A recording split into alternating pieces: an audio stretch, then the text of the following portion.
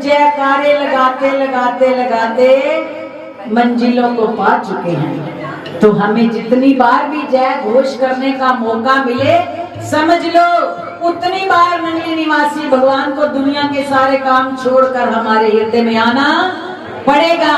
बोलो मंगली निवासी भगवान की जय। बोलो श्री परमहंस दयाल महाराज की जय। बोलो मेरे स्वामी जी महाराज की जय। बोलो मेरे जुगल जोड़ी महाराज की जय। तो मजा किसमें है? संघर्ष में या समर्पण में? श्री जुगल जोड़ी महाराज जी ने, श्री स्वामी जी महाराज जी ने अभी सुन रहे थे कि रोम रोम, एक एक सांस तो क्या रोम रोम, जब ये श्री गुरु दरबार में सर्वस्व अर्पण करके आए तो स्वामी जी महाराज जी सुनाया करते थे कि बहन जी जो भेटा हुए सी दरबार थे, पूरा परिवार आया, एक सुई जितना भी उन्होंने घर में सामान नहीं रखा। जितने कारखाने, रजिस्ट्रियां, चाबियां, घर का तीला तक ले आए और श्री गुरु महाराज जी का विशाल पलंग था। स्वामी जी महाराज जी फरमाते थे कि इतना विशाल पलंग था, जितने बर्तन चांदी के थे वो चरणों में रखे और सोने की तो बोरियां थी जो गुरु महाराज जी के पलंग पर रखी गई और पलंग भरता गया और गुरु महाराज जी एक कोने में हो गए। इतना सब न्यौछावर करने के बाद रहे कैसे? ऐसे फक्कड़ फकीर बन करके, एक जोड़ा तन पे है, दूसरे तीसरा जोड़ा कभी जिंदगी में नहीं देखा। बोलो श्री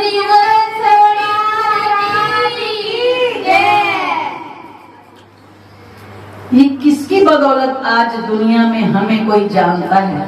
उन्हीं की कमाइयां,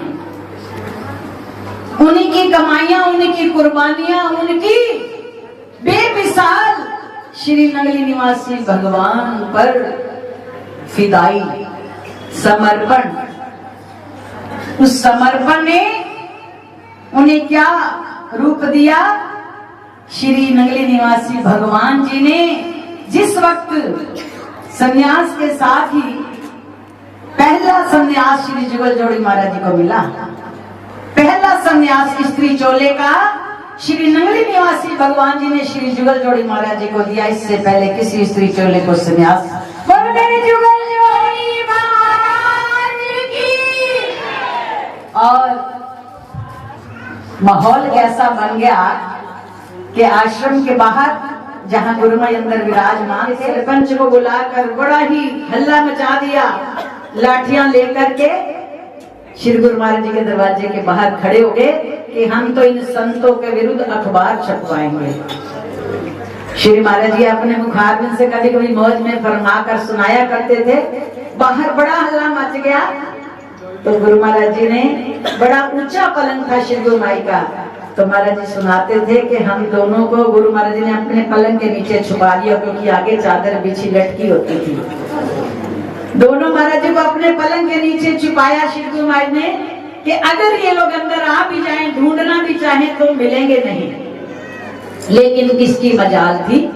बाहर उन्होंने जितना शोर मचाना था मचाया विरोधियों ने, क्योंकि उससे पहले कभी स्त्री चोले का संन्यास किसी ने देखा ही नहीं था, भगवे में किसी स्त्री को देखा ही नहीं था।